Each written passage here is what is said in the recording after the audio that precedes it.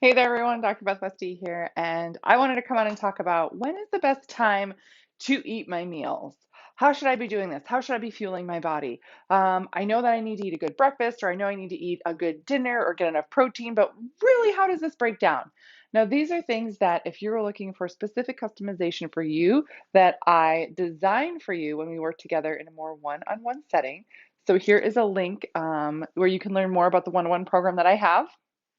But this is, again, if you have something specific, that's what I would recommend. We go through and do a Dutch test, a GI mapping test, lots of different things, very specific recommendations for you.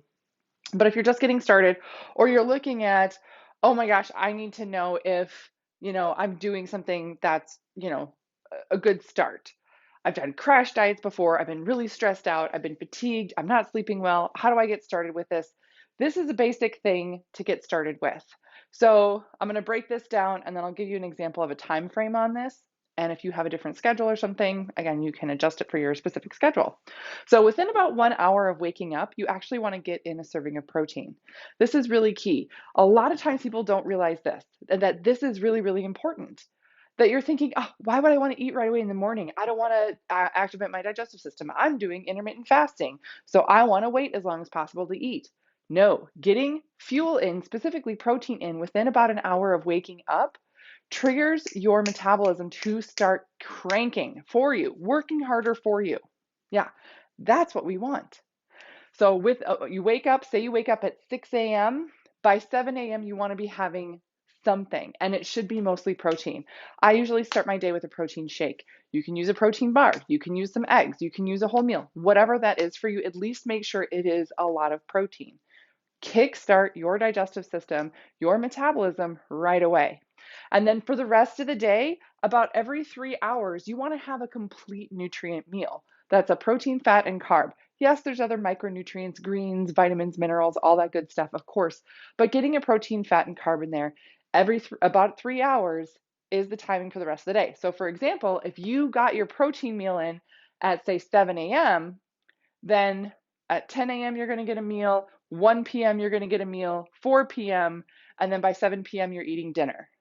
There you go. And that's actually a 12-hour feed window. That's actually a really great intermittent fasting feed window. Some people call it intermittent fasting. Some people are like, that's not intermittent fasting. That's a normal feed window.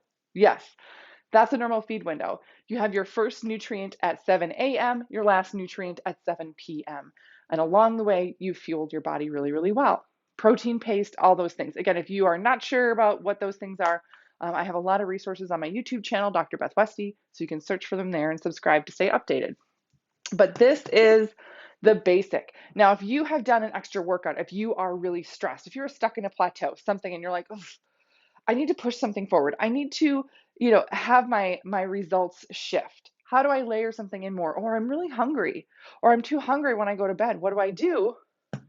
Have another bonus protein serving before bed. Yeah, nice and easy. And there it is. That's it. It's very simple.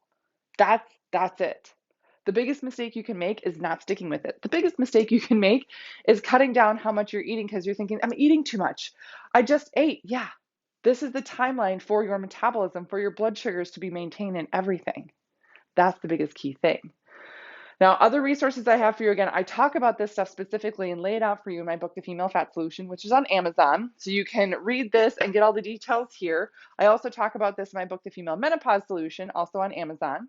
And then I also do have episodes on this in my podcast, The Female Health Solution. So that's what I got for you guys tonight. Let me know if you have any other questions, or if you are looking at this and you're like, hey, talk about this more. Leave a comment or message me. I'm more than happy to, create more information for you guys just to help you take the next best steps forward for your health. See you later.